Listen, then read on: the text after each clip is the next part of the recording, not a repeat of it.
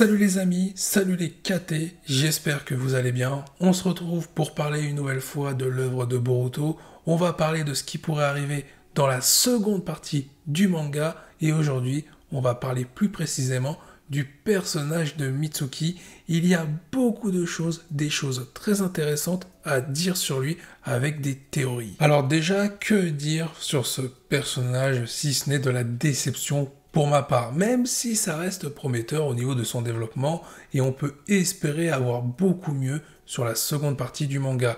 Dans l'animé, je me fais pas trop de soucis, je pense qu'on aura le droit à quelques petits trucs concernant Mitsuki, mais il est vrai que globalement, quand on prend en compte ce qui nous a été montré sur Mitsuki, on va dire sur le scénario principal de l'œuvre autour de Boruto, on peut être déçu. On a eu le droit à un arc qui a été montré dans l'animé, mais qui a aussi été montré dans le manga, notamment autour du moderne mythe de Mitsuki et autour aussi des connaissances d'Orochimaru.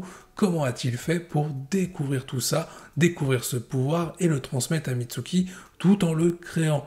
Beaucoup de questions se posent autour des origines de Mitsuki et du pouvoir qu'il détient. Avant de parler de tous ces points mystérieux qui englobent le personnage de Mitsuki, on va revenir sur son développement. Pour la partie manga, ça va être très rapide. Au-delà de l'arc que je vous ai cité il y a quelques instants, on n'a pas eu grand-chose sur Mitsuki. On n'a pas vraiment eu de développement au niveau de sa personnalité. On a pu voir qu'il était proche de Boruto, on a pu voir qu'il avait du mal à comprendre les sentiments qu'il ressentait à l'égard des personnes qui lui sont proches, dont Boruto, Sarada et d'autres personnages amis avec Mitsuki. Mais au-delà de ça, on n'a pas été plus loin. Dans l'animé, au-delà de l'arc principal qui nous a été montré également dans le manga, dans l'animé, c'est légèrement différent. On en apprend un petit peu plus sur la personnalité de Mitsuki, de la façon comment il voit la vie. Surtout qu'on a un arc au pays de la Terre qui se concentre sur Mitsuki lorsqu'il quitte le village de Konoha et que les autres shinobi, notamment Sarada et Boruto, se lancent à sa poursuite pour le ramener dans un premier temps sans connaître véritablement les objectifs de Mitsuki. Et ça a été intéressant de développer un petit peu la mentalité de Mitsuki à ce moment-là. Mais hormis ça, on n'a pas grand-chose de plus. On a eu quelques allusions, quelques mystères autour des origines de Mitsuki, notamment dans sa conception, la matière qui a permis à sa création, mais au-delà de ça, on n'a rien eu d'autre. Et si on compare par exemple le développement de Sarada et Mitsuki, Mitsuki au tout début, il avait eu droit du coup à son arc qu'on a découvert dans le manga, par rapport à Sarada qui elle n'avait pas grand-chose, hormis une histoire autour des Shino-Uchiwa. Mais au final, les deux étaient à peu près équivalents en termes de développement. Il a fallu très peu de choses pour que Sarada passe devant, notamment à la fin de la partie 1, l'évolution de son Mangako Sharingan, et aussi sa personnalité, sa mentalité vis-à-vis de Boruto qui a fait la différence. Parce qu'on l'a vu, Mitsuki, il est pris dans le pouvoir d'Eda, et il pense désormais que Kawaki est le gentil, qu'il est son ami, et que Boruto est le méchant.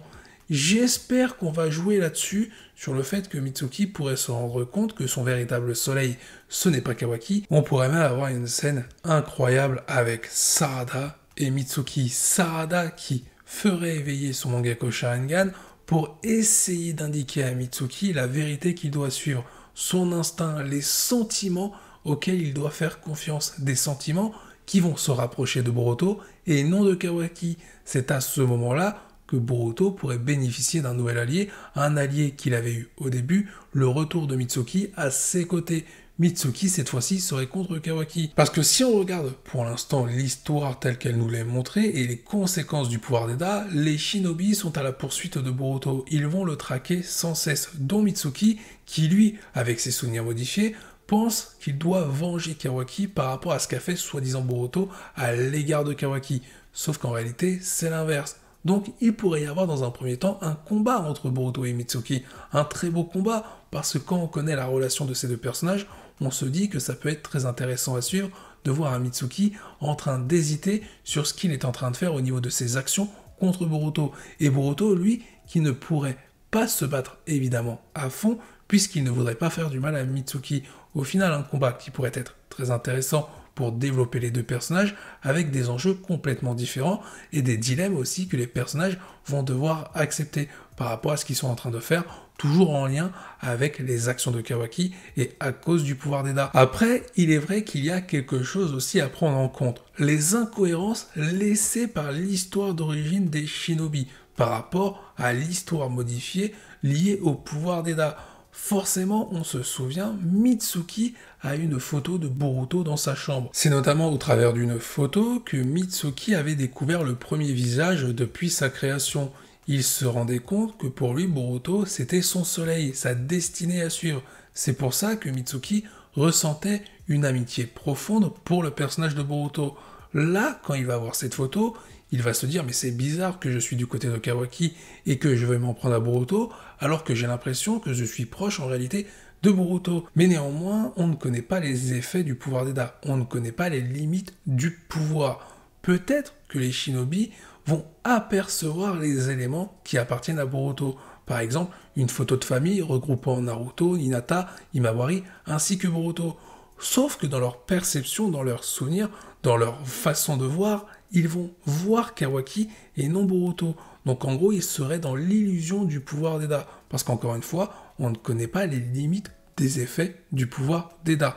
Après, c'est vrai qu'à la fin de la partie 1, souvenez-vous, on a pu voir que des shinobi avaient commencé à constater quelque chose qui était plutôt incohérent sur la situation. Ils avaient vu Kawaki sans la cicatrice, la fameuse cicatrice que porte Boruto à son œil à cause du fait qu'il s'était sacrifié pour Sarada lorsque Kawaki l'a attaqué. Donc si on suit l'histoire qui a été modifiée, les rôles auraient dû être inversés. C'est Kawaki qui aurait dû avoir la cicatrice. Et ça, les shinobi se sont rendus compte qu'il y a quelque chose de bizarre par rapport à ça. Ces différents éléments qui vont rentrer en opposition, l'histoire originale des shinobi contre l'histoire modifiée dans leurs souvenirs, pourraient avoir des conséquences face à Kawaki. Forcément, ça pourrait tourner en la faveur de Boruto. Et Mitsuki pourrait être l'un des premiers personnages à se ranger du côté de Boruto, Sarada ainsi que Sasuke. Même si je pense, comme je l'ai dit tout à l'heure, que dans un premier temps, on aura le droit à un combat entre Boruto et Mitsuki, puisque Mitsuki risque d'être omnubilé dans un premier temps par son envie de vengeance par rapport au personnage de Kawaki. Pour moi, il y a moyen que Mitsuki prenne un rôle important sur ce qui se passe autour de Boruto et de Kawaki, qu'il ait un des rôles centraux aux différentes intrigues qui vont se dérouler. Pourquoi ? Parce que Mitsuki est le personnage type pour voir comment l'œuvre va évoluer. Dans la partie 1, souvenez-vous, l'histoire tournait autour de Boruto. Donc les personnages évoluaient et se comportaient d'une certaine manière aux côtés de Boruto. Là, c'est complètement différent. Les personnages vont évoluer et se comporter d'une autre manière aux côtés de Kawaki, puisque l'histoire tourne autour de lui. Avec le personnage de Mitsuki, on peut amener un développement différent pour ce personnage, mais aussi pour d'autres personnages, en montrant les effets qui peuvent avoir lieu avec eux en termes d'évolution lorsqu'ils ne sont pas aux côtés de Boruto. On peut avoir une opposition sur l'histoire entre celle de Boruto et celle de Kawaki, voir comment l'intrigue évolue quand ça tourne autour d'un personnage par rapport à un autre. Au-delà de ce rôle clé que pourrait avoir Mitsuki, il y a bien entendu d'autres choses qu'on aimerait connaître de lui, notamment comment il a été créé, comment Orochimaru a obtenu toutes ses connaissances en lien avec Mitsuki. Puisqu'il n'a pas créé qu'un seul Mitsuki, on a vu qu'il avait pu créer le personnage de Log, mais on peut se poser du coup cette question, comment Orochimaru a-t-il fait? Et comment a-t-il découvert le pouvoir du mode ermite que possède Mitsuki? Comment Orochimaru a réussi à le trouver et comment il a réussi à le transmettre dans ses créations? Il y a beaucoup de choses assez floues autour de ça. On sait que Mitsuki, et ça c'est une possibilité, pourrait avoir un lien avec les Otsutsuki sur ses origines. Donc là, les réponses vont se trouver du côté d'Orochimaru, puisque même Mitsuki ne sait pas comment il a été créé. Orochimaru aurait pu très bien récupérer de l'ADN Otsutsuki pour créer Mitsuki, mais comment aurait-il fait et à quel moment? La théorie la plus probable, ce serait qu'il aurait fait ça pendant le film Naruto The Last, lorsque la lune était en train de s'écraser sur Terre. À ce moment-là, il aurait pu récupérer des particules appartenant à Toneri. En soi, quand on regarde le mode ermite de Mitsuki, quand il l'active, ça ressemble au pouvoir de Toneri. Après, bien entendu, il y a encore d'autres choses qui sont assez mystérieuses concernant Mitsuki. Comment se fait-il que Kajin Koji sache que Mitsuki est le fils d'Orochimaru?